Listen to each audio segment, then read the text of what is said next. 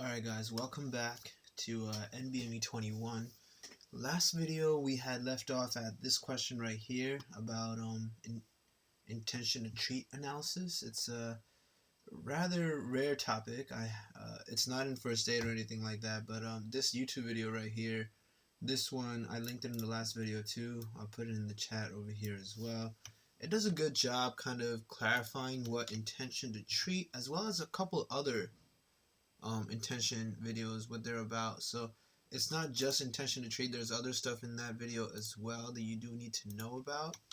So let me just show you guys really quickly, because I had a couple people ask about it. So you can see this guy has this like animated video where he kind of goes into what the whole concept of I certainly all had the these intention things to treat, but is it just about. didn't work out that So way. here he We're talks not about talking what about is that today. intention to What we treat, hope that right, members of the and experimental how group you will go actually ahead and like intervention organize such a thing. examples. And he And does for a our great fictional job with studies, the there's examples two. he has, Well, right? we could So he throw it also out gives and you say, like a you know what, fictional study this where data is something's gonna go corrupted. wrong, We like could the say, person well, you dropping know out, what, we'll be and compliant then with the per protocol methodology. you're supposed to do something. So The that's second one option, option, called as right? And treated, per protocol examines means that you participants' follow data the in the group that protocol they actually regardless conform of to, what regardless of which group they were happened, whether people randomized to. dropped off or The third stayed and in, last whatever it option might is be. called intention to treat. And then With as intention to treated, treat, so we that means actually that you keep follow all of the what they ended participants' up data doing, in the which group that means they were maybe, originally assigned to. maybe someone who was in the experimental group, as you can see the arrows here point out what they ended up doing.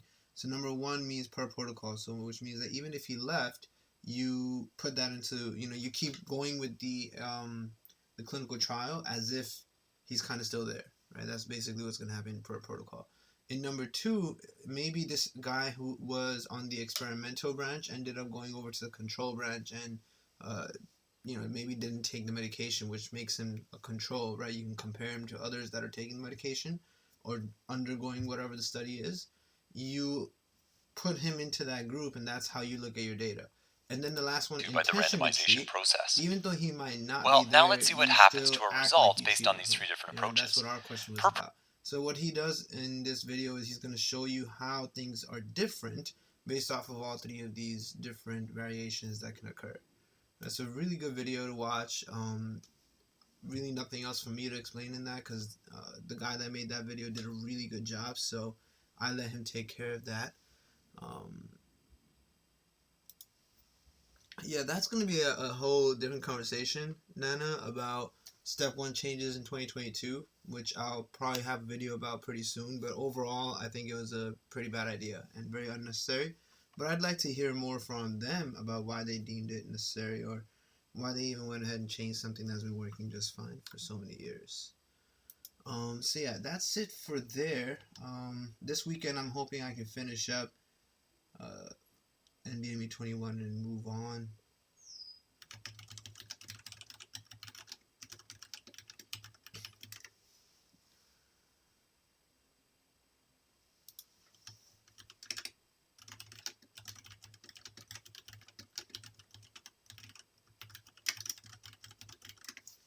Alright, so now from here on we can get going. We can probably finish up block 2 in this current video.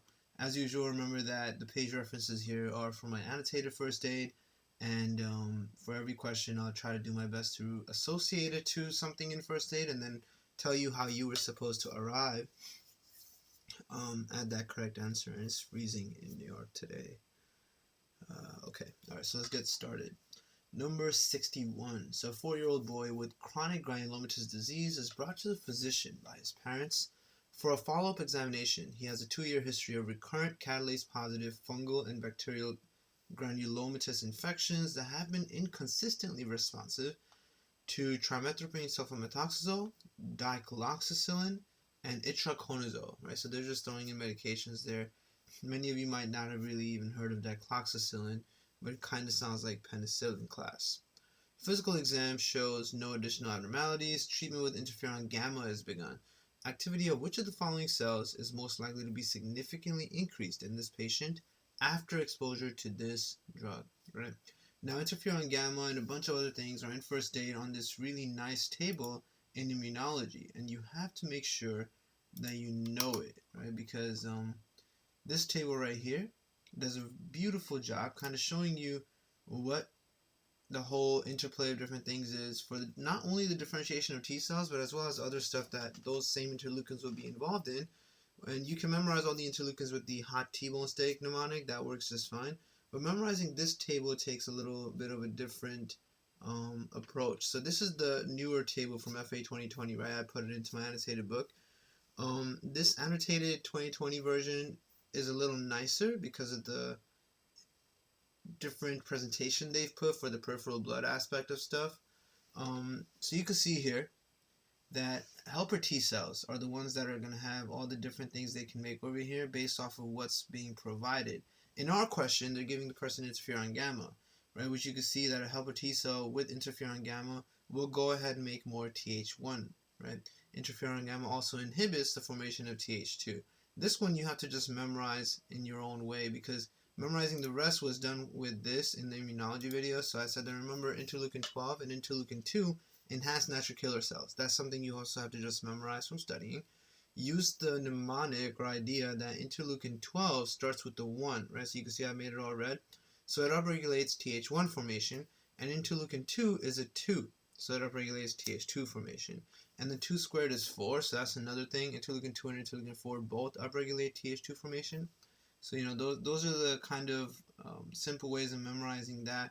There's also the concept of, I think, I'm forgetting what chapter, but there's somewhere in the book they talk about interleukin 12 deficiency, right? Or interleukin 12 receptor deficiency.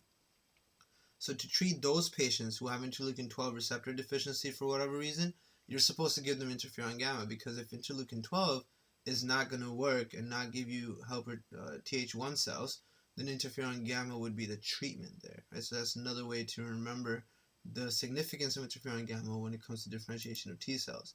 Now in this question, when you look at all the answer choices, they're kind of all over the place. But here the correct answer was C, right? Macrophages producing interleukin 1. So what was this about? Interferon gamma is secreted by natural killer cells and T cells in response to antigen or interleukin 12. Interferon gamma activates macrophages to kill phagocytosed pathogens and inhibits Th2 differentiation. It also activates natural killer cells to kill virus-infected cells, but D is wrong because interleukin 3, which stimulates bone marrow, and you can remember that from hot T-bone steak, is not involved, nor is this significantly increased. So they had a couple of trick answer choices here. They didn't have the stuff we talked about over here, this one. Right? What they did put was what's mentioned later on, where they talk about interferon gamma more directly. Let's take a look at where that was. Right here, there you go, interferon gamma. Right, from Th1 cells. Right, interferon gamma secreted by natural killer cells and T cells in response to antigen or interleukin 12, right, and it stimulates macrophages to kill phagocytosed pathogens, interferon gamma. Very important to remember all your interferons. There's other ones that do different things, and they interfere with, like these guys right here, right, they interfere with both RNA and DNA viruses by just messing around with the actual products they make, right, and that downregulates their protein synthesis. And all viruses do is make protein anyway. That's kind of their general pathogenesis of infection. So immunology is a chapter you're supposed to repeatedly keep visiting until you have it all down. And it's not something that you memorize in just one good read. Not even memorize from just doing practice questions. You have to keep revisiting it while you're going through the different pathology sections of all the systems. And every time you encounter a pathology that involves interferons or granulomas or anything like that. Alright, so this was a very interesting question. Very tricky answer choices. I would say this was pretty hard, but it really tested the solidarity of how well you know all your different interleukins and all your different immunology concepts, basically. Alright, 62. A 30-year-old woman comes to the office because she's concerned she may be pregnant. Her last menstrual period was 10 weeks ago. She has been receiving thyroxine for 2 years because of hypothyroidism and autoimmune thyroiditis. Okay. Physical exam shows a uterus consistent in size with a 10-week gestation. Serum studies show thyroid-stimulating hormone and free thyroxine concentrations that are in the reference ranges for that stage of gestation, and an increased beta-HCG. The fetus is at greatest risk for which of the following if the mother's TSH concentration increases during pregnancy, right? Very interestingly worded question.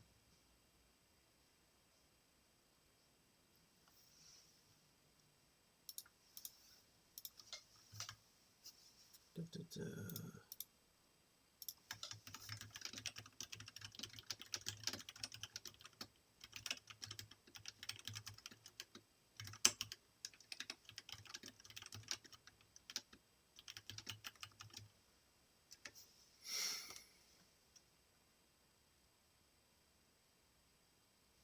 Okay. So if the mother's TSH concentration increases, that means, right, TSH is diagnostic, right? If TSH is high, that's a sign of hypothyroidism because you're not making thyroxine or you're not taking your thyroxine pill, whatever it might be, and your brain is trying to make more TSH to try to upregulate thyroid formation. So if the question can be reworded that, the fetus is at greatest risk for which of the following if the mother has excessive hypothyroidism, right? And then you look at all your answer choices, hypothyroidism is basically going to cause delayed or messed up development because that one hormone is responsible for pretty much your entire body. It affects almost every organ and every system. And deafness, inadequate growth, pituitary atrophy, thyroid gland enlargement, of all of those wrong answer choices, the inadequate growth is the only one that looks very close to what can occur. However, inadequate growth would be the right answer choice for someone a little older, not a fetus, right? A fetus is just developing, not necessarily growing, right? That's the word difference there. But abnormal brain development fits that, right? Because the fetus is developing. So the fetus would be at greatest risk for abnormal brain development. The fetus would also be at risk for inadequate growth and inadequate development. Maybe it won't, be a strong and healthy baby. But abnormal brain development would be the highest risk factor in a mother who has hypothyroidism and isn't treating it during her pregnancy, right? So when you go ahead and have such a question like this about thyroid hormones or any hormone, always remember the tiers of hormones, right? The stimulating hormones and then the actual organ that makes the hormone and all of that. And depending on what's high or low, you should be able to figure out what the condition is. So in this question, when they put high TSH concentration, you have to remember this is about hypothyroidism. And the trick answer choices here were inadequate growth and thyroid gland enlargement. Right? Now, thyroid gland enlargement and inadequate growth, these would be things you would see in an adult with hypothyroidism, where the TSH hormone is really trying to upregulate thyroid activity, right? But not in the fetus. This one was about parathyroid disease, which is a very difficult topic for many students, especially when you get questions regarding up and down arrows of what would happen to the phosphate, calcium, all of that stuff, and vitamin D. They can really trick you. This question relates it to parathyroid and bone. So it says a 48-year-old woman comes to the physician because of a 3-month history of fatigue, weakness, loss of appetite, and weight loss. Her serum PTH concentrations are increased. So again, if PTH is high, that means that you're not actually making, you're not getting the results of what PTH is supposed to do. So parathyroid hormone concentrations are increased. X-rays of the skeletal system show generalized osteopenia with subperiosteal resorption of the bone within the phalanges. Which of the following mechanisms is the most likely cause of the skeletal changes observed in this patient? Right. So what's happening to this patient? You look at all your answer choices: impaired calcification of preformed osteoid, paracrine stimulation of osteoclasts by osteoblasts, PTH-mediated induction of calcitonin. That one you can immediately rule out because that's not what PTH does at all. PTH has no direct contact with calcitonin. PTH-mediated induction of interleukin-1 or PTH-mediated production of TGF-beta. And then again, this question is kind of picking on how well you study your immunology section with the interleukins and TGF-beta and as choices D and E, and how well you were able to grasp your endocrine section. So hyperparathyroidism causing bone lesions is via PTH inducing osteoblasts to release interleukin-1 and rank ligand expression to bind rank on osteoclasts and stimulate them, but thereby increasing bone resorption. That's kind of what's happening in her. And this little pathophysiology of how osteoblasts and osteoclasts work together is a very important topic that you want to make sure you get, because even UWorld has at least, I would say, 5 questions regarding that topic of how the two guys kind of work with each other. So, diagnosing parathyroid disease. Now, in this table, you have the whole concept of everything you need to know. The notes up here and on the left over here break down each one as like minimal summaries that can kind of help you grasp it all. You just want to make sure you never mess up the questions with up and down arrows regarding PTH, calcium, and phosphate.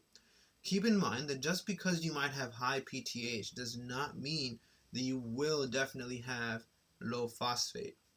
Chronic renal failure is a very high yield topic, and in renal failure, PTH can be very high.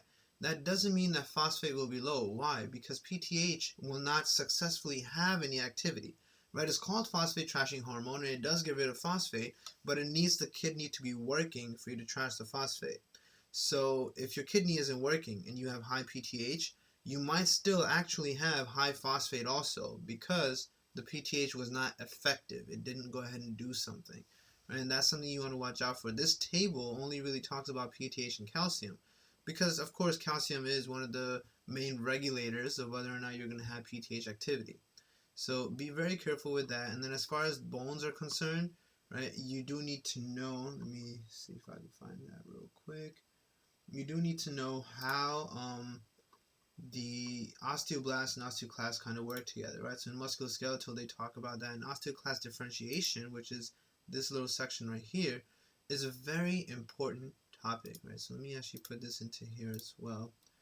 Osteoclast differentiation is a very important topic because this stuff involves, as you can see from all the red things, involves many different interleukins and whatnot, right? Very, very important. So NF-kappa B, macrophage colony stimulating factor. There's actually an AMBOSS question that has that as an answer choice, and you have to remember that. TGF beta, right? IGF-1, all of these guys have something to do with this, and FGF, of course. So you have to remember that osteoblasts are the ones that release rank ligand, which goes ahead and binds the rank receptor on osteoclasts. And then you have osteoclast activity. Very important little, I guess, checks and balances system so that things don't go ahead and work on their own. This one's 64. So this one says a 63-year-old man with bladder cancer starts treatment with paclitaxel. Right, very important medication. You have to remember this one. NBME has been asking a lot about it, and it's also in the newer AMBOSS Q banks. I haven't looked at the newest UWorld questions, but when I looked at some of the newer 2019 questions, there were questions regarding another medication, not just paclitaxel, but the boron one. I think it was called, trying to remember what the boron medication was. Let me see real quick. Bortezomib. Yeah, that's the one that has like that medication has something to do with boron as well. And that medication is also pretty high yield. They like kind of testing people on it just because it's one that not many people study. So paclitaxel treatment, okay, bladder cancer. 3 weeks later, cystoscopy shows a significant decrease in tumor size. Which of the following best describes the mechanism of action of paclitaxel in this patient? What is the mechanism of action of paclitaxel? That's basically just what this question is about. And the answer is H, tubulin polymerization stabilization. You have to remember stabilization of tubulin. Okay, and the one way and one of the best ways to do it, in my opinion, would just be to remember that taxes stabilize society, right? All taxanes stabilize the metaphase, so anaphase cannot occur. Right? And that's what the tubulin stabilization is for. Used for ovarian and breast cancers because ovaries and breasts run the society, right? That's just another funny thing I made up. Sort of weird that they're saying to use it for bladder cancer and throws students off, but you have to remember that cancer treatment medications may be mainly for ovarian and breast cancer, like this medication, but can be used for many other things as well. One of the other things that I personally experienced was there's this medication, let's see, where, trying to remember, I think it was in, yeah, right here somewhere, because it affects B cells. So this is the stuff we're looking at right now, right, paclitaxel. So the book has Taxa Stabilized Society, and then I wrote Ovaries and Breast Run Society, right? Because women run society, something like that. And you would remember that paclitaxel is mainly clinically used for ovarian and breast cancers, but it can be used for, of course, any other cancer where it might be effective. You never know what medication is going to be effective in which cancer patient. Now, this medication, rituximab, right? Nowhere here do they mention that this medication can actually be used to also treat other things, like a friend of mine who is actually treating their, what do you call it? PV, pemphigus vulgaris, right? You can get rituximab infusions to actually treat pemphigus vulgaris. A very interesting thing. I never knew that, and I would have probably never picked that as an answer choice. If there was a question about pemphigus vulgaris where you're kind of using rituximab as an answer choice, I would have never picked that. But because of this experience, I kind of saw that, you can have certain answer choices that you might not have actually seen personally, and it might not even be in your book, but that's the difference between books and actual practice, right? Or actual research and actually talking to people. The other medication I was talking about earlier is bortezomib. Right? This medication, as you can see, I have two different notes here, is a very important and interesting medication that can be used for treatment of more cancers than what's listed here. Of course, mainly it helps in multiple myeloma and mantle cell lymphoma, but this is a very interesting proteasome inhibitor. So by inhibiting proteasome, what it does is that, when cancer cells, remember, there's something that I was able to master more recently because of the new job I started as a clinical coordinator in the oncology department. Your immune system should be able to fight off cancer cells, right? But you can't. And there's a collection of reasons for that. One of those reasons is right here, right? So I explained that as cancer develops, more mutations lead to increased wrong proteins. Only by expression of the proteasome or its overexpression can these mutant proteins be degraded fast enough to not be displayed by MEC1 and lead to the cell being killed, right? So that you don't kill the cell because you don't display these mutant proteins. Why don't you display these mutant proteins? Because proteasomes destroyed the mutant proteins, all right? So now bortezomib stops that proteasome from destroying these mutant proteins that your cancerous cells are making. Now your cancerous cells are going to make these bad proteins, and you're going to notice that, your immune system is going to notice that, and you're going to have a higher chance of killing, right? Allowing the immune system to recognize and kill the pathological cancerous cells, right? And one of the side effects that's really important with bortezomib is the peripheral neuropathy, but the HSV reactivation. That one is even the bigger deal. This is the more testable topic, if anything. Peripheral neuropathy is almost always understandable from any cancer treatment because you're kind of destroying cells and whatnot, right? So you don't want to worry too much about that kind of stuff. The second thing that doesn't let you kill off cancer cells, and I just want to go over it real quick, is in the neoplasia section. This was something that was added more recently in 2019, right? This stuff, immune checkpoint interactions. So the clinical trials that I am personally working with is I have 3 patients. They're all lung cancer patients, and they're all taking pembrolizumab, right? So what are these things on this page? What was happening here? Why was all of this suddenly introduced in the pathology neoplasia section of first aid? It was introduced because there's a lot of research going on in it, and it's a very promising way of possibly helping people fight cancer, right? So you can see there's a couple bad guys on this page, right? And those are the guys that are being attacked by these antibodies. The first one here is CTLA4. What CTLA4 does is it kind of competes with CD28, right? Both of these guys, as you can see, are on T cells, right? T cells have CTLA4 and CD28. For the T cell to be activated, you need your secondary pathway thing where CD28 and B7 have an interaction, right? This antigen presenting cell will have B7 as well as the whole MAC stuff. The MAC stuff is connecting just fine, but if you don't get that secondary signal where CD28 and B7 also connect, the T cell will not activate and do its job.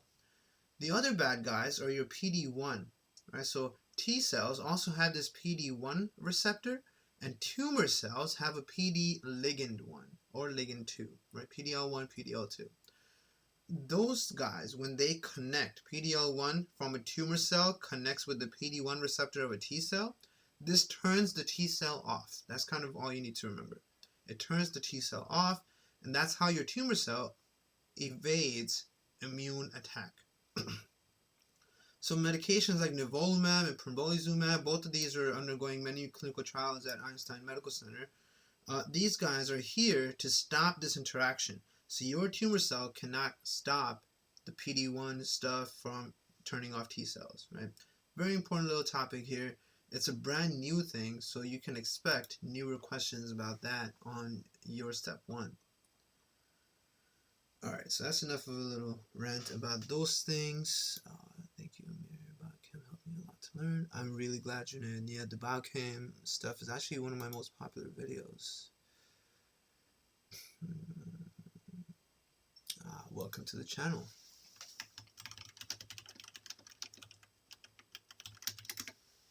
Alright, so now 65. A 1-year-old girl is admitted to the hospital because of a fracture of the right femur and bone deformities. She had bilateral clavicle fractures at birth. Oral exam shows 6 erupted gray to translucent pointed teeth. X-rays of the long bones show generalized osteopenia. Genetic studies show a substitution of alanine for a glycine residue in type 1 collagen. Now, you don't really care about the alanine to glycine residue stuff. You know immediately what the problem is if whatever that mutation is in type 1 collagen. Which of the following has most likely occurred in this patient as a result of this mutation? Well, any mutation on type 1 collagen that's causing all the symptoms you're seeing in this 1-year-old girl is just osteogenesis imperfecta. And when you look at all the answer choices, the only one that really fits is C, disruption of the secondary structure of collagen molecules. It will not be decreased hydrogen bond formation between collagen molecules, decreased proline hydroxylation, that's not going to occur because of this mutation. Increased rate of collagen degradation, no, you're not breaking more collagen. And weakened interaction between collagen and proteoglycan, no, that's also irrelevant. These are all just silly, made up, fake answer choices, if anything. They're not real things for the most part. But C is the only one that fits. You're going to have a disruption in the secondary structure of the collagen molecules. The primary structure is glycine XY, right? You do need to remember this glycine XY thing. And if your glycine, right, a substitution for an alanine into the glycine area, if your glycine gets removed and you get this larger alanine, and you don't need to remember it's larger, but you know alanine and glycine are not the same thing, then you're not going to have glycine XY. Now you're going to have alanine XY. And you could see if the primary structure is all glycine XY, glycine XY, glycine XY, where X and Y are 2 other things, 1/3 of your stuff is supposed to be glycine, now it'll be alanine, the secondary structure is not going to be correct anymore. And that's all you needed to know for that part. Very straightforward and simple question about primary and tertiary structures and whatnot. But remember, type 1 collagen, right, genetic bone disorder caused by a variety of gene defects, right? Many different things that can go wrong here. And it's most commonly autosomal dominant, but it can just not be autosomal dominant also. And you just have a decreased production of good, normal type 1 collagen, right? And that's related to the secondary structure, nothing else much, right? So our patient had some of these symptoms in there. Also be careful with osteogenesis imperfecta questions. Oftentimes they'll try to confuse you into thinking that it might be a question about child abuse, right? Because it looks like the baby's bones are broken and whatnot. So be very careful and look for something that truly makes you feel a little suspicious. Otherwise, if everything just falls into a little pathological sense, then it's not child abuse. This was just a straight up micro question. NBME loves asking micro questions, and they'll be all over the place, right? They won't just ask you about the high yield bacteria and viruses. They love going into mycology. They love going into parasitology, right? Because those two, mycology and parasitology, are sections that have a lot of culprits in there that people don't focus on or spend a lot of time on, especially in the earlier stages of studying. So you got to make sure you're ready. This was a pretty straightforward question. 30-year-old preemie-gravid woman at 22 weeks gestation comes to the physician because of a 1-day history of fever, chills, and muscle aches. So remember, with all microbiology questions, you always care about the age, whether or not they're pregnant, their career, right? I think those 3 things are actually the main thing. And then depending on the question scenario, whether or not they're immunocompetent. Here, age and pregnancy are both positive, right? She's young and she is pregnant. And then she has this fever, chills, and muscle aches. So now you're able to like start scoping inwards, and this is based off of having a good knowledge of microbiology. You're able to start scoping into something that could be infecting a pregnant woman, right? And then causing these symptoms. Her temperature is high, pulse is 114, respirations are 15, blood pressure is a little low. Physical exam shows a uterus consistent in size with a 22-week gestation, so the baby's developing fine. Fetal heart sounds are heard, leukocyte count is 12,000, blood cultures grow gram-positive rods, so they gave you a characteristic. Now, immediately, you can start canceling out any answer choice here that is not a gram-positive rod, like, obviously, Staph aureus is not, right? You can cancel that out. Strep agalactia is not. Clostridium, they are not gram-positive rods.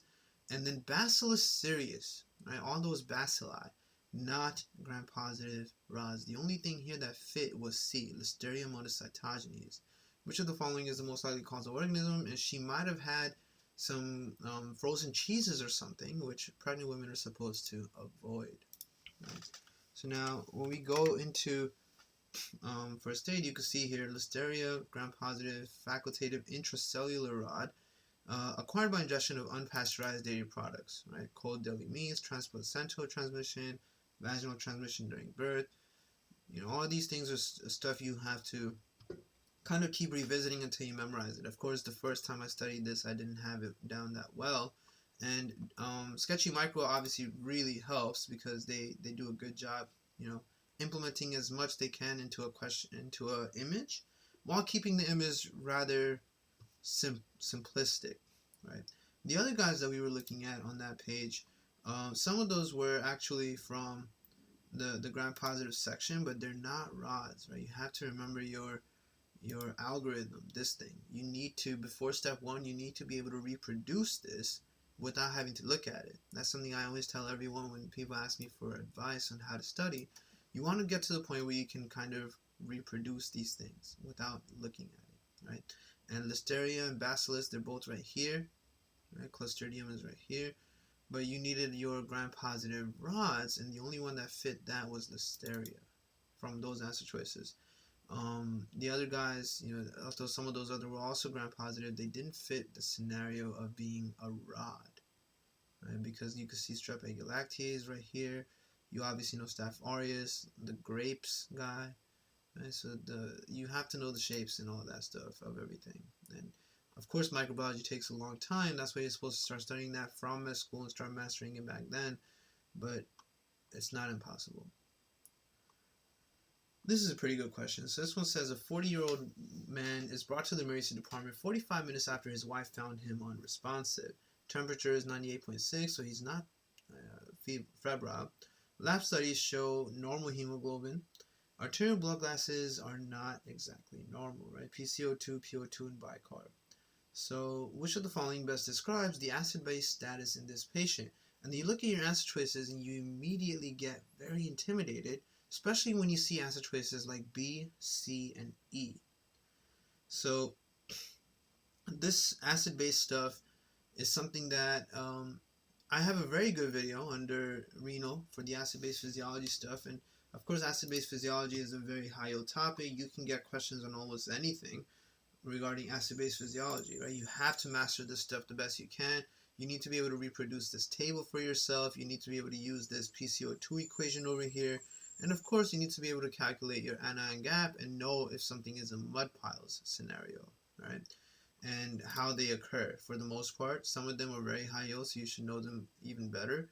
Like DKA, I didn't have to summarize here because DKA is something that's in another part of the book and you have to know it.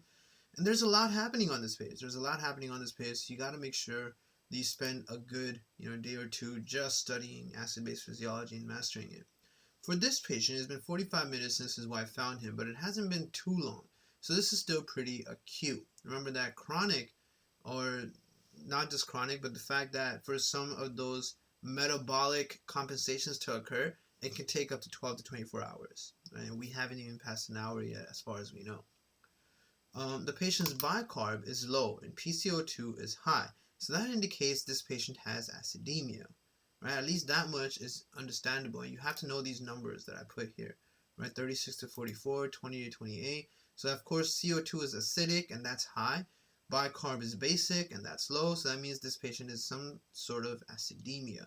So you can cancel out any acid choice that has pure alkalosis, like F, respiratory alkalosis only, that you can cancel out. And then you can't really cancel out any of the other guys because there could be concomitant respiratory or metabolic acidosis and alkalosis. So but F is gone. So that's all you were able to achieve so far. Here we see that CO2 is high on arterial blood gas. This means that the patient is hypoventilating since levels of CO2 are ventilation dependent, and also that the patient has respiratory acidosis. Right, that much again you can establish because the only way you really get rid of CO2 is by breathing. You breathe it out. If you're not breathing it out, that means you're retaining it because you're breathing slower, right? Very straightforward thinking. So hypoventilation, respiratory acidosis. So we have established a level of respiratory acidosis being there, which means we can kind of cancel out metabolic acidosis answer choices, right? So metabolic acidosis answer choices are going to be A, just metabolic acidosis, and then D we can retain, B will retain because it could be both guys, of course, right? Because they have respiratory acidosis here. We're saying respiratory acidosis is a yes. So any acid choice that doesn't have respiratory acidosis you would cancel out, and that would just be A. So far we've canceled A and F. This is still pretty hard. We still can't guess. We still got 4 acid choices in between here that all have respiratory acidosis in it, except for C. You can cancel out C also. Cancel out C. Right, so far, let me get that pencil.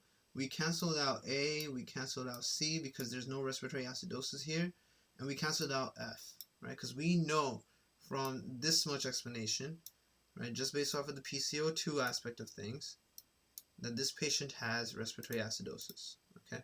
Now, Henderson-Hasselbalch equation. What does this help you do? So when you plug everything in, right, pH is equal to 6.1 plus log of bicarb divided by 0.03 times PCO2. You have to keep in mind with this equation, and this is something I've spoken about before, with this equation right here, the Henderson-Hasselbalch equation, this 0.03 PCO2 part at the bottom, you can kind of ignore. You don't really need the 0.03 part. Think about it. If there's any number you're multiplying by 0.03, you're pretty much getting rid of that number, right? Now, of course, you can't put a 0 in the denominator, but essentially, it is pretty much like a very, very, very, very tiny, insignificant number. And what happens with that is if you divide any number by a very, very tiny number, you get a big number, right? So, like, for example, if you divide 10 by 1, you get 10. But if you divide 10 by 2, you get 5, right? So if you divide a big number by a very small number, you get a big number as an answer choice. So this insignificant part can have a big play on the overall aspect of stuff. Keep everything, plug it all in, and you see your answer. We have bicarbon PCO2 in our question, so we're supposed to be able to get a pH from that. Right? When you plug everything in, you get 6.92. Right? 6.92 as your answer choice. So here pH equals 6.92, which is acute uncompensated primary respiratory acidosis with metabolic acidosis. That's what the Henderson-Hasselbalch equation was able to tell you, and that's how you get your answer choice B. When we look at Henderson-Hasselbalch, it's predicted respiratory compensation for a simple metabolic acidosis. Can be calculated using the Winters formula. That's the other thing down here, right? When you use these equations, that's how you figure out when there's concomitant stuff happening, all right? And you have to be very careful with how you use them because it depends on what's given to you. So here, when they have PCO2 is equal to 1.5 times bicarb, again, you have your PCO2 and bicarb. Right? You could use any equation to actually go ahead and figure out what's happening. If you use this one down here to check for concomitant stuff, and I didn't do that in this explanation here, but if you do and you plug it all in, you'll get another, let me see, so 1.5 times bicarb plus 8, right? So 1.5 times 12, so that's 18, right? 1.5, yeah, 1.5 times 12 is 18 plus 8, so that's 26. So 1.5 times 12 plus 8 is going to give you the 18 plus 8, which is 26, right? And that's supposed to be your PCO2 aspect of things, right? Now, look at what they tell you. If the measured PCO2 is more than the predicted PCO2, you have concomitant respiratory acidosis. If the measured PCO2 is less than the predicted PCO2, you have concomitant respiratory alkalosis. Our measured PCO2 is the one that's given in the question. That's the one you measured, which is 60, right? 60 is more than the predicted PCO2. You predicted it using Winter's formula, right? So 60 is more than 26. So that means that you have concomitant respiratory acidosis, okay? And that gives away the answer choice. It must be metabolic acidosis and respiratory acidosis. You can't pick an answer choice that says there might be some respiratory alkalosis or metabolic alkalosis because this didn't fit in, right?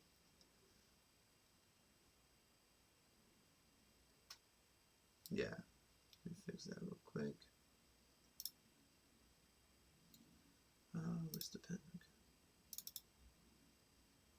No, wait, in this one, generally first look at age, blah, blah, blah, differentiate, okay. Can use compensate for high H plus by absorbing bicarb, which requires 3 to 5 days. However, in our question, bicarb is low, right? Because of the concomitant metabolic acidosis, right? Which further makes you lose more bicarb, okay? So either way, you have to be able to use those equations. You have to be able to use those equations because this kind of question is what I would expect on step 1, right? Because the other acid-based questions are much more straightforward, much more realistic, much more easy. This is where you actually get to apply what's happening, right? You could use anything you wanted to find out stuff. The Henderson-Hasselbalch equation gave us the pH that we can expect in this patient. The Winter's formula is what actually helped us get the answer here. I'm not sure why I didn't put that in here, but at least we have it here now. Right, so let me put that. Use Winter's formula as displayed in the red pen to find out concomitant acidosis activity. Right, because the Winter's formula is the one that kind of helps you figure out what else is happening. Right, but not a bad question, not a bad question. Very approachable. Just gotta remain calm and understand what's happening. All right, and most likely this guy might actually be undergoing some sort of like physical manifestation of stuff that's not really letting him breathe well. Because I wouldn't say it's alcoholic, right? We don't have that information to figure out mud piles. Could be opioid, right? Opioids also cause hypoventilation, stuff like that. But again, we didn't need to know any of that for the question. They gave us numbers, you work with the numbers, you plug it into equations, and you solve it. That's it. Here, okay, very simple question, this one. 47-year-old woman with psoriasis comes to the physician for follow-up care. At her last appointment, she was given several topical creams, which must be used in a specified sequence twice daily. No improvement is apparent at this appointment. Right, so it's been last appointment. They didn't tell us how long ago. Okay. Which of the following is most appropriate way for the physician to begin the discussion of this patient's compliance with therapy? Now again, always remember with these kinds of questions, right? What is the question telling you? It's telling you that most likely she's not being compliant with her therapy. You gave her medication to use and she's probably not using it. You can't attack her about it, right? Definitely don't attack her about it. Don't ask the question in such a way that she might feel like you're kind of belittling her, intimidating her, degrading her, any of these things. You have to ask in the most open and simplistic manner possible, which would mean that I'm going to assume she is using it, right? So that I can make her feel good. You look at all your answer choices. Things that are rude. Did you use the creams twice daily? That's not nice, right? Because now you're assuming she didn't use it. By assuming she didn't use it, you're already making her feel bad. How many tubes did you use in the last month? That is a trick answer choice. Right, first of all, at her last appointment and this appointment, you probably only gave her enough to use one, right? So you can see if there's any progress. Asking her how many tubes is probably not even real, but how many tubes did you use in the last month is again assuming she's not using it, because you should know how many tubes she used. C is also assuming that she's not using it. How often did you skip treatments? Right, so far, B is plausible because it's not the rudest thing there, but A and C are pretty rude. D, most people find it difficult to stick to a routine. How did you do? And then E, using something twice daily can be difficult. I assume you are like most patients who miss at least 10% of treatments. E is also just very rude. Now D and B can be very confusing to pick between, right? But what D is doing is that it's normalizing the fact that she might be missing treatments. It's normalizing it. It's telling her that she's not the only one who's having difficulty sticking to a new routine. Psoriasis is a very difficult diagnosis to have to undergo and live with, right? You get your skin messed up, it hurts, it's aesthetically displeasing, it's very problematic. And treating it is something that's often very problematic also because people are mad that they have psoriasis, right? It's a psychological thing to deal with. How many tubes did you use in the last month doesn't exactly solve or approach the fact that I think she might not be treating herself, right? Because she can just say any number and that's not really going to solve the problem for me. She could say she used 1 tube, she used 2 tubes. It's not really going to solve the problem for me. I'm trying to normalize this for her so she can normally and confidently just let me know, yes, I had trouble using the tubes. I didn't use the creams as you told me. It was very hard for me. That's it. Right? And that's what she's going to do with answer choice D if I say this. Question from you. Yeah, I can imagine NBME doing that. So this was in you world, huh? That seems about right. 69. A 42-year-old woman comes to the physician because of a 3-year history of an intermittent facial rash, including the forehead, eyelids, nose, and cheeks.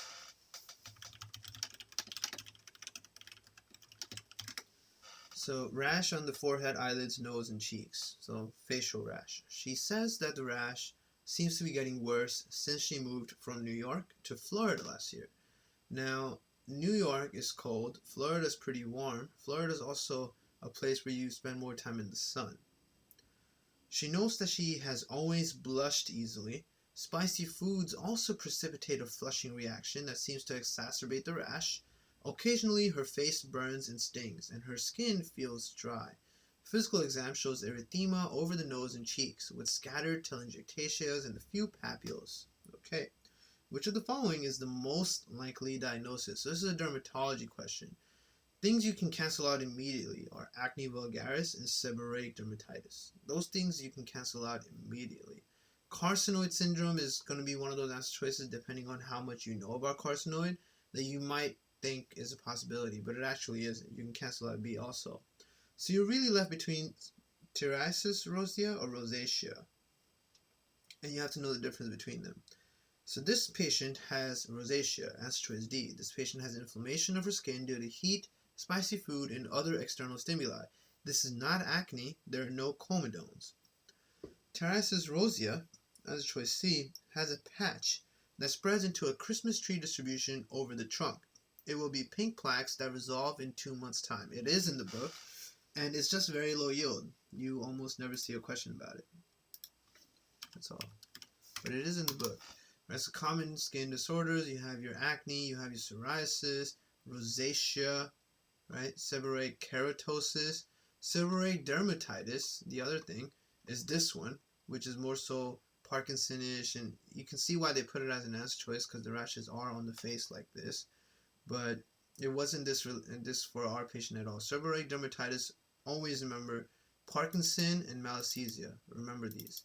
Right? Sebaceous glands are not inflamed, but play a role in the disease development. Right? Very weird kind of rash thing that occurs. All these other common skin disorders, though, highly tested and not too bad. Not too bad. So it wasn't seborrheic keratosis where it looks stuck on. So if you look at K and L, right? K and L right here. Seborrheic keratosis is the stuff that's part of Leicester-Trelast sign in people with gastric cancer and stuff like that. So we're not talking about that either. Our patient has rosacea. Answer choice GA. This is how she's presenting. Okay.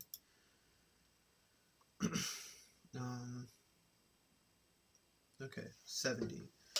So a 40-year-old man with type 2 diabetes comes to the physician for a follow-up exam. Treatment with glyburide and metformin has been ineffective in controlling his disease. So we're talking about diabetes treatment. The decision is made to try pioglitazone. This drug produces a beneficial effect through which of the following mechanisms of action? What does pioglitazone do? What do the glitazones do in general? And you have to remember glitazones work with PPAR gamma and differentiate that from fibrates, which work with PPAR alpha. Fibrates are a high yield medication from that class of medications, the cholesterol drugs, because statins are too easy to test on, right? So people like asking questions on fibrates, and fibrates have many mechanisms of action, one of them involving PPAR alpha. Pioglitazone and the other glitazones all work by stimulation of PPAR gamma, not any of these other things, right? These other answer traces are for other medications, and depending on how well you know your endocrine medications, why did I put I must have missed a digit there. Depending on how well you know your endocrine medications, you would be able to pick out all the other answer choices. This is page 382. Okay.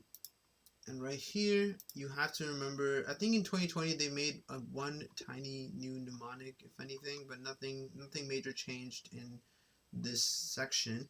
So glitazones, right? I always remember glitazones are bad for bones, right? That's the only thing, because there's an increased risk of fractures, which kind of also means you don't really want to give this to a woman who might be postmenopausal, and you definitely don't want to give it to elderly people, right? Because you don't want any of them to get a higher chance of fractures. Women would generally not prefer taking this medication anyway because of the weight gain aspect of things. That can be very problematic, especially postmenopausal women. The flows in medications are easy to remember because it increases the flow of sugar in your urine, right? That's what it does. It kind of works by doing glucosuria. I know they put it under adverse effects, but glucosuria is actually the mechanism, right? Block reabsorption of glucose in the PCT, so you pee out all your glucose. You don't absorb any of your glucose. This is the only drug that that doesn't act on the GIT. It actually works at the kidney in terms of all diabetes management medications. So you obviously can't give it to anyone with impaired kidney function, right? So Flozin helps sugar flow in urine, right? Very useful medication that you don't need to take long term. You just use it in the beginning to kind of normalize their sugar levels and then start giving them something else. The gliptin medications here are great too. These medications are excellent. Gliptins lead to GLP increase. You can see how the red parts in this name kind of help you remember the mechanism as well, right? DPP4, it inhibits the enzyme that actually goes and deactivates GLP-1, right? There are also GLP-1 analogs you could take, exenatide and liraglutide, also excellent medications. So you have to spend some time on the day that you're studying this stuff and master it, even the receptors and everything, all the stuff that you can possibly get a dumbass question on. 71. A 33-year-old woman, G4P4, is admitted to the hospital after she sustained a splenic laceration in a motor vehicle collision. 3 units of packed red blood cells are administered. 5 hours later, she develops shortness of breath. Her respirations are 29 per minute. Crackles are heard throughout both lung fields. A chest x-ray shows bilateral lung infiltrates. ABG analysis on room air shows a PO2 of 55, so she's not getting enough oxygen. Which of the following is the most likely cause of this patient's condition? And it's obviously due to her blood transfusion causing some kind of lung issue, right? And they put D before E to trick you. Pulmonary embolus with pulmonary infarction. This answer choice has nothing to do with the blood transfusion per se. A pulmonary embolus would be something you would get from like a bone fracture. Long bone fracture, like a leg fracture, fracture of any bone in the legs. But this is just E, transfusion-related acute lung injury. Very much so. It's not a hemolytic transfusion reaction. It's not an anaphylactic reaction. It's definitely not post-operative bronchopneumonia. She didn't get lung transplant. She got a blood transfusion. Transfusion-related acute lung injury. Right? And the transfusion reactions, as well as the transplant rejection stuff, are all things you have to know extremely well, right? You have to spend some time being able to differentiate between them because they get tested pretty widely. And in 2020 they did this. They added some images to kind of just show what's happening, and they also added this one. This is new also, delayed hemolytic transfusion reaction. Okay, so you have some new stuff to look at in first aid 2020. Hesitating between B and E. Hemolytic transfusion reaction. Yeah, so the hemolytic transfusion reaction is just when you don't have the right ABO blood group, right? Because then antigens differentiate. So if you're type B blood and I gave you a type A blood, anyone with type B blood has antibodies against type A blood. So there's going to be hemolysis, right? And that's just going to be the main thing with acute hemolytic transfusion reaction is making sure you see the fever, right? Fever, because that translates to febrile non-hemolytic also, or differentiates with. But here this is not hemolytic. So if it's not hemolytic, you're not really necessarily going to notice major like anemia or anything like that. But there will be headaches, chills, and flushing, right? Because this is more of an issue with the HLA stuff. Here, type 2 hypersensitivity reaction, antibodies attacking antigens. That's it. Right? But we didn't have this. We didn't have this in our patient. Flank pain, hemoglobinuria, jaundice, right? All of this stuff, it wasn't there. And this was something that was errated earlier. So remember that allergic anaphylactic reaction. First day it had fever written here. I removed it. Fever was wrong. There's no fever in allergic anaphylactic reaction to blood transfusion. That's a little thing if you haven't corrected it in your book. But this was pretty straightforward. She had crazy lung issues after the blood transfusion. All right, 39. A 47-year-old, wait, not 39, sorry, 72. A 47-year-old man is brought to the emergency department by his wife because of severe chest pain for 2 hours. All right, so the wife is bringing in a guy with severe chest pain. Okay, he's 47. Pulse is 110 per minute and thready. Blood pressure is low. Pulse oximetry shows an oxygen saturation that's also low. Physical exam shows cold, clammy skin, which are descriptions that you use for shock. Crackles are heard bilaterally in auscultation, which means that the heart isn't working and blood is backing up into the lungs. You always have to understand that. An ECG shows 4 millimeter ST segment elevation and leads V4 to V6. So remember, we talked about an ECG, right? When you do an ECG for a person, you put V1 over here on the right side of the mediastinum. Then all the other V's go on the left, so V2, V3, V4, V5, V6. So V4 to V6 are down at the bottom over here, which is looking at that part of your heart. And remember, your heart is kind of pointing in that direction. It's not straight like this, right? So something's wrong over there, and it's an ST segment elevation, which means that this is pretty much a big deal. So it's a transmural MI, right? ST segment depression, remember depression means you heard from the inside, so that's more of a inside endocardial damage to the heart, and MI inside, not a transmural, not through the whole wall. So ST segment elevation V4 to V6, transmural MI. Which of the following is most likely to be decreased in this patient because of the MI? And they gave you the cardiac output is 2 liters per minute, which is also very low. So what's going to be low in this patient? All right, let's look at the answer choices. Arterial lactate concentration. Lactate or lactic acid will always be high when you're working out, exercising, anything like that, right? And what this patient is going through is very much like exercise. This is really bad, right? This guy is struggling to fight through something.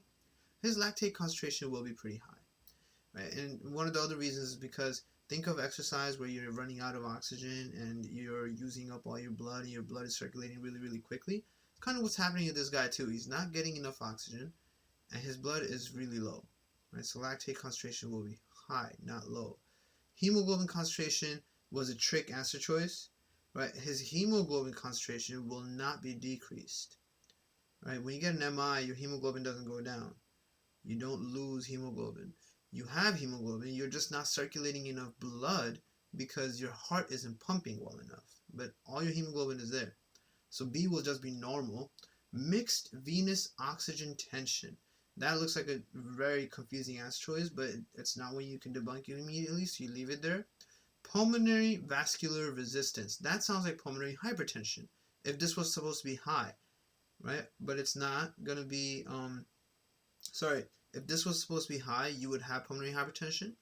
And would this be low in this patient? Why would your pulmonary vascular resistance be low in an MI? There's just no reason for that, right? So this is not going to be the correct answer. Systemic vascular resistance.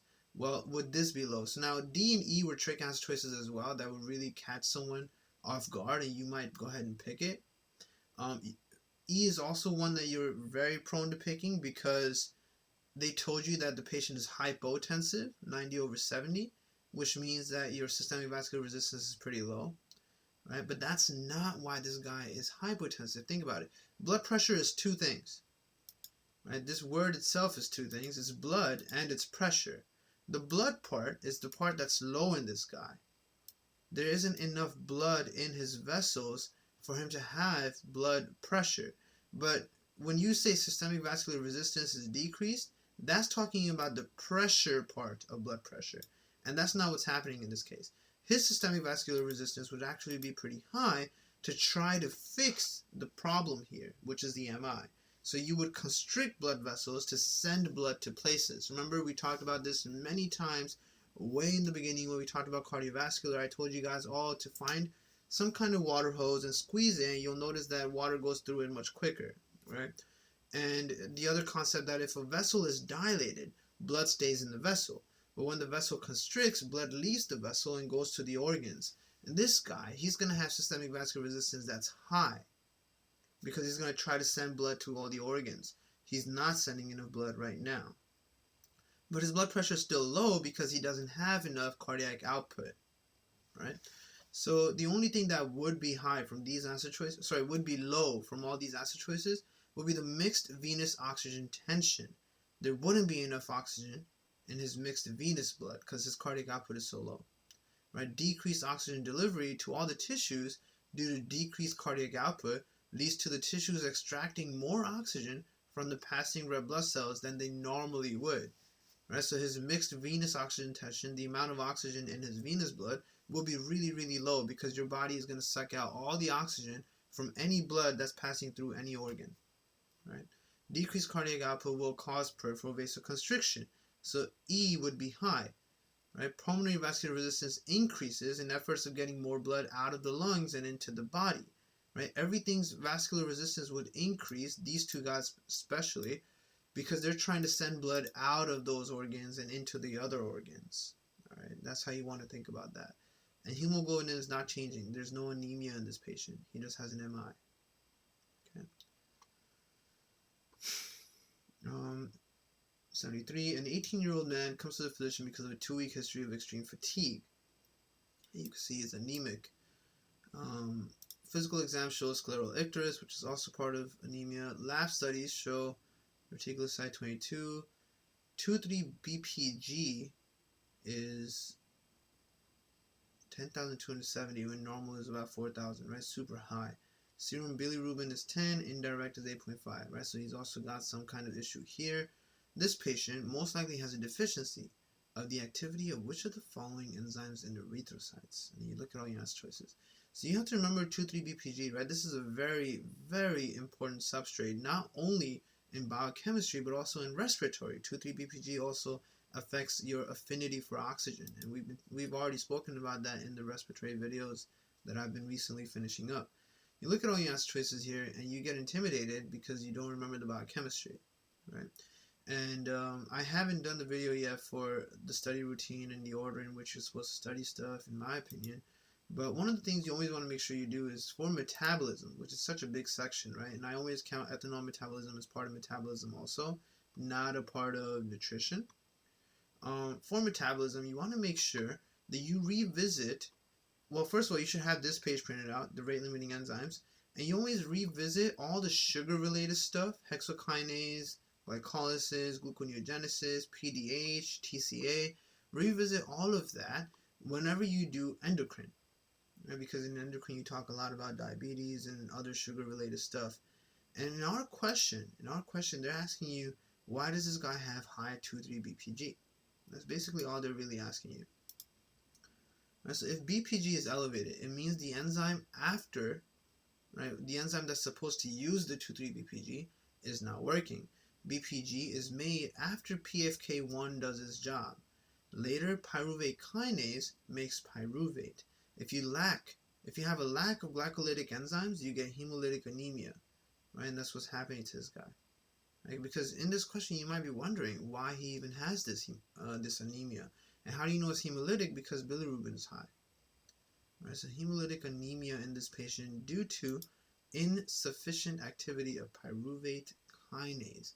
how would you even pick that answer choice? Well, for one part, you would know it's not the other guys, right? It's not G3P dehydrogenase. It's definitely not hexokinase related. Phosphofructokinase, PFK, is actually part of the stuff with F26BP that regulates whether or not you would do glycolysis or gluconeogenesis. You need to be able to talk about this regulation without looking at the book, right? And I always say, think of PFK as KFC. That means you're fed. So PFK activity would be high if you're fed. And being a kinase, it adds more phosphates, right? So F6P becomes F16 bisphosphate. You add more phosphates because it's a kinase. If you're not fed, if you're starving, then the FBPase will be active. This is a phosphatase. It removes phosphates. So your 1,6 becomes just a 6, which then just becomes free fructose or free glucose, right? So this is stuff you can easily memorize with any mnemonic. And this was not the part that was relevant to why we have high 2,3-BPG. But I can totally see someone picking it, right? I can totally see someone picking it. But 2,3-BPG is actually made by phosphofructokinase, right? That's the guy that added the second kinase, or the second phosphate, right? It is the kinase that added the second phosphate here, right? PFK2, you see, it makes F26BP. It adds the second kinase. Sorry, I keep saying second kinase, second phosphate. So that's the guy that's making your 2,6-BP. Now, who uses it next? Then you have your pyruvate dehydrogenase complex, or you can have the other way around, pyruvate kinase activity, right, for gluconeogenesis. No, not gluconeogenesis. It was right here. Let me see. Pyruvate. Where's our pyruvate dehydrogenase, pyruvate kinase? Where the hell do they put it?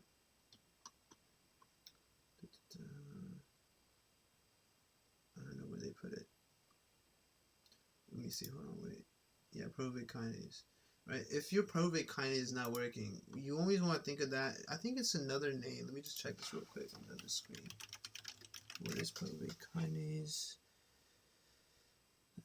Involved in the last step of glycolysis, right? So, glycolytic stuff right here, right? Pyruvate kinase. Right, that's the guy that wasn't working for us, because remember, F16BP, we've made it, right? We made the double phosphate stuff, and then it goes into glycolysis. If any of these other guys were missing, you don't do the glycolysis, right? And we're saying pyruvate kinase is missing, because that's the only answer choice in our list of answer choices that we can pick.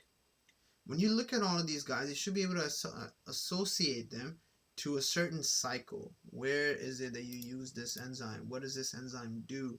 Right? And pyruvate kinase, you remember, is part of glycolysis. It is the last enzyme, and is one of the irreversible enzymes that you need pyruvate carboxylase for, as well as PEP carboxykinase for, to go backwards. Right? If it's not working, you can't do glycolysis. If you can't do glycolysis, that really sucks, because then you can't use the energy you're eating. You can't use the glucose you're eating. And that can lead to hemolytic anemia. Alright, so that's what this interesting question was about. So unrelated to this slide, but when will you be finishing respiratory? Oh, as soon as I'm done with this, I'm looking forward to be done with that this week. I need to finish that up and get that first aid mastery playlist done, so that that would be finished. And then I'm looking to start CK videos from March, which I am on schedule for, so that should work out. 74, a 27-year-old pregnant woman, 39 weeks gestation, is admitted to the hospital in labor. She has a 5-year history of type 2 diabetes, currently treated with insulin. During the pregnancy, she has difficulty controlling her serum glucose concentrations. At a previous exam 1 week ago, her hemoglobin A1C was 8.4%. There's no family history of serious illness. On admission, the cervix is 100% effaced and 7 centimeters dilated. The vertex is at +1 station. And these are things you might not know much about. This entire sentence about on admission, if you haven't done your OB gynecology rotation, if you haven't had actual inpatient experience with it, or if you haven't read about it, you might have no idea what's happening there. Fetal weight is estimated at 4,100 grams, which is a little on the higher end. Which of the following, actually not a little, that's pretty heavy, that's a heavy baby. Which of the following is the most likely obstetric complication? So you're about to give birth to a big ass baby. What's the most likely issue that can happen? Shoulder dystocia of the baby. Right? We're talking about an obstetric complication. It is not going to be amniotic fluid embolism, diabetic ketoacidosis. Diabetic ketoacidosis occurs to people who don't take their insulin when they need to. That's not our scenario here. It's not going to be preeclampsia, which is a hypertension thing. It's not going to be a retained placenta. Why would you have a retained placenta? And that's going to lead to DIC. All we're talking about here is that this baby is very big because of gestational diabetes, and when you're taking the baby out during delivery, you can have shoulder dystocia or any other similar issue because you couldn't get the baby out as flawlessly and as smoothly as you initially wanted to.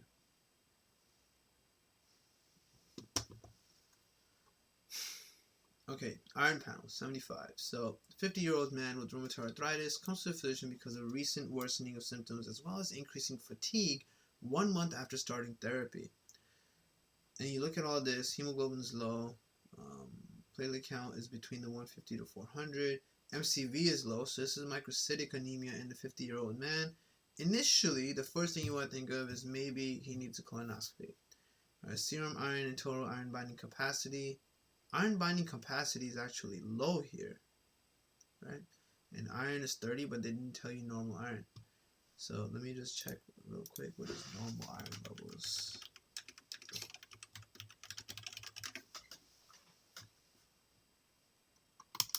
So normal ranges for serum iron are 60 to 170, right? So he is a little low on the iron end, but iron binding capacity is also low, which is pretty significant there. Which of the following is the most likely diagnosis? And you have anemia of chronic disease, right? Which he does have a chronic disease. Autoimmune hemolytic anemia.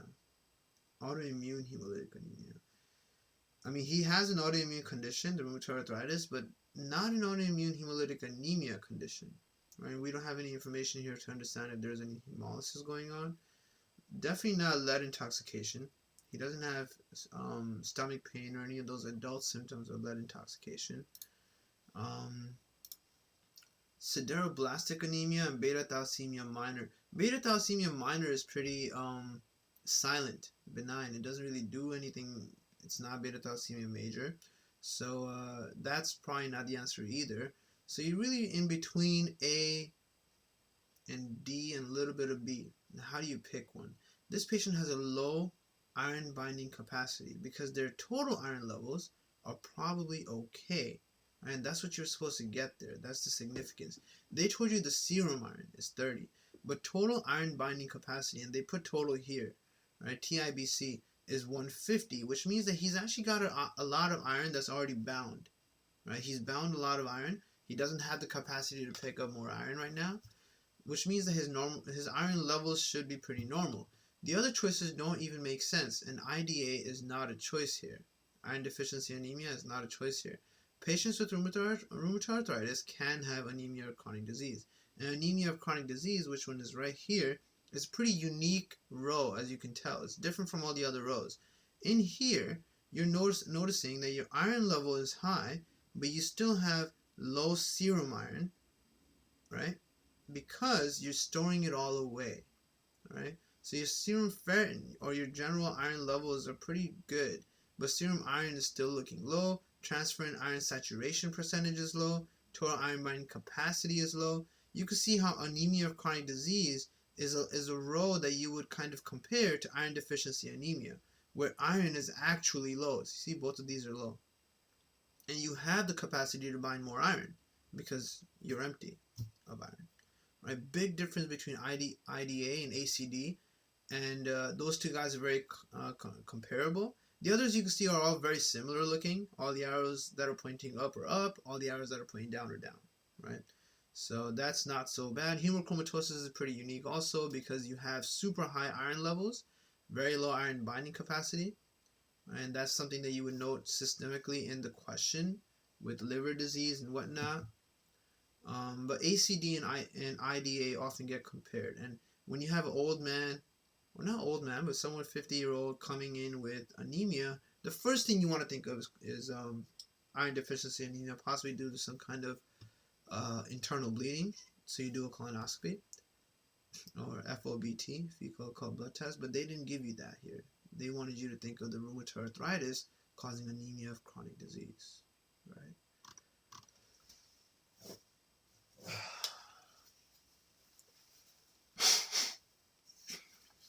That's me. All right. Now we're looking at a 64-year-old woman. Question number 76. 64-year-old woman with type 2 diabetes and hypertension comes to the physician because of soreness and muscle pain for 3 weeks. She says the pain is in most large muscle groups and usually occurs at night. She began rosuvastatin therapy 4 weeks ago for dyslipidemia. Her medication regimen also includes gemfibrozil, and immediately you're like, whoa, right? You can't take statins and fibrates together. So then you jump, because you might be running out of time, you just jump to the question. The most likely cause of her condition is an interaction between rosuvastatin and which of the following drugs. And you don't even care about anything in the middle because her condition you already know, soreness and muscle pain. So it must be an interaction between the rosuvastatin and the fibrin, and you just pick it and you move on. Right? If you're running out of time. But if you're not, then at least you have the confirmatory knowledge. This is a very straightforward question telling you that as amazing as it would be to be able to take statins and fibrates together, you can't. You can't, very unfortunately. Because if you could, then you would be treating all the big problems at the same time, right? Statins lower LDL and fibrates lower triglycerides. So you could lower both LDL and triglycerides in a patient while increasing HDL, the good guy. But you can't because you get myopathy, right? Excessive myopathy, especially if you take both together, right? So the myopathy part is a problem. Very unfortunate, weird pharmacological mechanism problem. This was a very straightforward syphilis question. A 23-year-old woman comes to the student health center because of a 2-week history of a vaginal sore. She has been sexually active with a new partner and they use condoms inconsistently, which basically means they don't use condoms. Pelvic exam shows a non-tender ulcer on the vulva. Non-tender. So you have to remember all the tender things, right? The tender guys are your Haemophilus ducrei and herpes. Dark field examination, which is literally only used for syphilis when it comes to STIs. Dark field examination of a scraping is positive for spirochetes, so that's pretty confirmatory of syphilis. Which of the following histologic changes is most likely to be seen on a biopsy specimen of her lesion? A vaginal sore. So what do you see with this? You're going to note the obliterative endarteritis with lymphocytes and plasma cells. This is especially something you also see in the aorta. Right? The pathologic changes associated with syphilis are characterized by obliterative endarteritis that is found in all stages of the disease. Very important little topic. Right?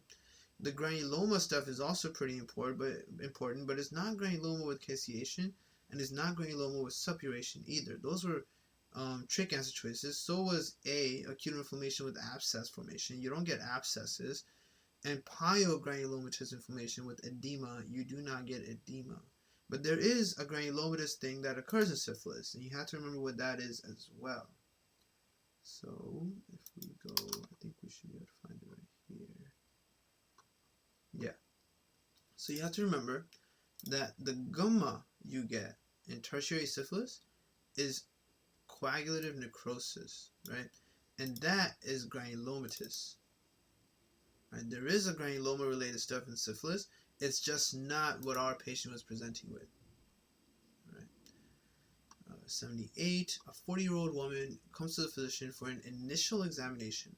She says that she is health conscious and eats only natural organic foods. Fasting serum lab studies show a triglyceride concentration of 380, which is high. CBC and serum electrolyte concentrations are within reference ranges. The physician suggests that the patient try taking fish oil and a supplement to treat her dyslipidemia. Which of the following best describes the mechanism of action of the most appropriate vitamin for this patient? What vitamin? And that would be niacin. We actually just saw it when we were on that page. Right? Niacin is actually a great thing for cardiovascular treatment. And it's on this page, niacin. You had the fish oil stuff here too. Right? Decreased free fatty acid delivery to the liver and decreased activity of triglyceride synthesizing enzymes. The niacin is another guy that often gets compared to fibrates. Remember, fibrates are pretty high yield because they have so many mechanisms. Not only is there the PPAR alpha stuff to induce HDL synthesis, it also upregulates LPL to increase TG clearance. And it also inhibits cholesterol 7-alpha hydroxylase, which can cause the side effect of cholesterol gallstones. Niacin, which is vitamin B3, inhibits lipolysis by inhibiting hormone-sensitive lipase, HSL. in the adipose tissue, it also reduces VLDL synthesis, right? And then it has many side effects you can get questions on. So this patient will be taking niacin, and how does niacin work? It's A, antagonize VLDL cholesterol secretion. You stop secreting the bad cholesterol. The other answer choices increase catabolism of LDL, inhibit cholesterol uptake, inhibit HMG-CoA, which is statins, and stimulate PPAR-alpha, which is fibrates. They're irrelevant. They're not the way this works. All right. So at the very least, you should have been able to cancel out answer choices D and E, because you know D is a statin, E is a fibrate, and those are not our answer choices. Inhibit cholesterol uptake. Uptake would be the ezetimibe stuff, right? Prevent cholesterol absorption at the brush border. That's not what we're talking about either. And increase catabolism of LDL cholesterol. Well, inhibiting HMG-CoA to make this is the part of inhibiting catabolism, right? So that would pretty much also just be a statin, right? But that's not how niacin works. Niacin doesn't do that. Niacin stops VLDL secretion, and it stops lipolysis by stopping HSL in adipose tissue, right? 79, and then one more question for this video, and then I'll do another session later on today. This one, a 62-year-old woman is brought to the physician by her husband for a routine follow-up exam. She was diagnosed with dementia, Alzheimer type, 4 months ago, and is in the early stages of the disease. She is retired and lives at home with her husband, who is also retired. Okay, which of the following interventions is most likely to help this patient maintain her present functional level for as long as possible? Right? Very silly question, but basically you want to imagine this in real life and really think about it seriously, right? You have this elderly woman who just got diagnosed with dementia, and now you want to help her be able to retain this functional level that she has as best as possible. Are you going to instruct the patient to keep notes and lists to help her memory? Are you going to suggest that she enter individual supportive therapy? Suggest that the couple go to a therapist together, suggest that the couple move to an assisted living facility, or start the patient on ginkgo biloba, which was a trick answer choice. So the ones that you can definitely cancel out are the ones that involve the couple. Why are we bothering the husband? Right? He's not going to be that supportive in going into any of these things. And on top of that, neither are necessary. They don't need to see a therapist. They don't need couples therapy. It's not that they're arguing with each other or having any kind of issue. And they don't need to move to an assisted living facility. She is capable right now. She's not at a very end stage. She's okay. She's in the early stages, right? She's okay. She doesn't need to go to an assisted living facility. Now, entering individual supportive therapy, has she worded or voiced any kind of depression or any need for other people's help? Then maybe, but there's nothing like that happening in the question, so that makes no sense. Ginkgo biloba is a herbal medication kind of therapy, not exactly a medication, more like a vitamin that is good for the brain. It's great for mental health and all that stuff, but it's something you start taking at an earlier age, not right now.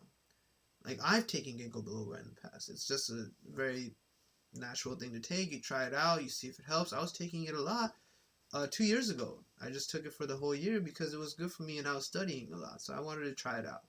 But it's not something you take at 62, right?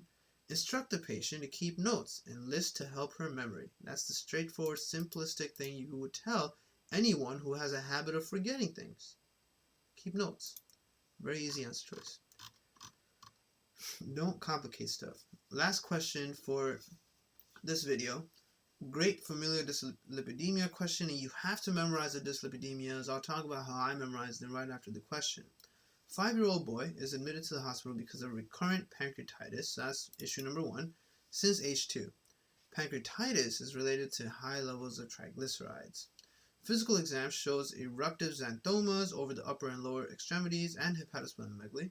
Fasting plasma appears turbid. Serum total cholesterol is 235.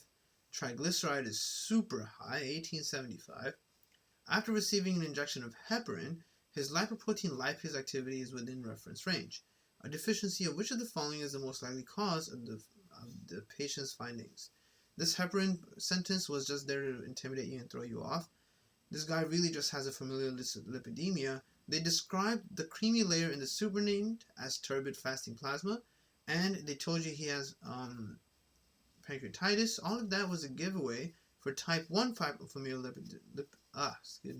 type 1 familial dyslipidemia, which is the hyperchylomicronemia. There is a lack of lipoprotein lipase or its cofactor, apolipoprotein C2. Right, so that's the only reason they really mentioned lipoprotein lipase, was to give it away, and the only S choice here was A, ApoC2. C2 is a cofactor for lipoprotein lipase, right? So if we go to our dyslipidemias, right, the easy way of memorizing these is, one, you have to first study them, but look at all of them, right? So type 1 and type 4 are the ones that have pancreatitis, right? Because you have high levels of triglycerides. Right? So you get pancreatitis in both of them because you have high levels of triglycerides. Right? Hyperchylomicronemia, you have all these chylomicrons you're unable to pick up because you don't have lipoprotein lipase or its cofactor. So you end up having high blood levels of everything that would be in a chylomicron, which is both triglycerides and cholesterol. And we saw that in our patient. His cholesterol level was pretty high too. In type 4, you have a different kind of issue. Number 4 is for 4 letters, VLDL. You're just making too much VLDL. Right? So you end up having high triglycerides as well. Severely high triglycerides. Right? And all of this is also related to insulin resistance because of adipose. Adipose causes insulin resistance. So 4 is for 4 letters, VLDL. 3 is for ApoE, right, which is everything. So chylomicrons and VLDL. You have super high cholesterol, you get atherosclerosis. In type 2, you also have super high cholesterol, right, and you get, again, accelerated atherosclerosis. Type 2 is more so related to the Achilles xanthoma. Type 3 has xanthomas other places besides the Achilles tendon, right? And this bottom page here is what I've used for everything. Right, so number 1 is LL, 1, 2. 1, LL, and C2, 1, 2. Number 2 is ApoB100 related. Right? You don't get to live too long. You don't live too long, like you don't live a long life. Right? People get MIs before age 20. You don't get to live too long, or you don't get to live to age 100, right? Because you have ApoB100 deficiency, right? Absent or defective LDL receptors or defective ApoB100. Either way, you end up having too much LDL or cholesterol in your body. 3 reminds you of ApoE, and 4 letters for VLDL. Too much VLDL production. Very easy to memorize these guys within half a day. You just memorize all of them, you get them down pretty well, you remember what you have to see for them in the question, whether it be the creamy layer, the super high atherosclerosis and Achilles xanthomas, xanthomas in other places with atherosclerosis, or just hypertriglyceridemia and insulin resistance. Right? Completely different scenarios, but there's some overlap in all of them. Right, so we'll stop here for now, and then in the next video I'll do numbers 81 to 100. Thank you very much for joining. I'll see you guys again later on.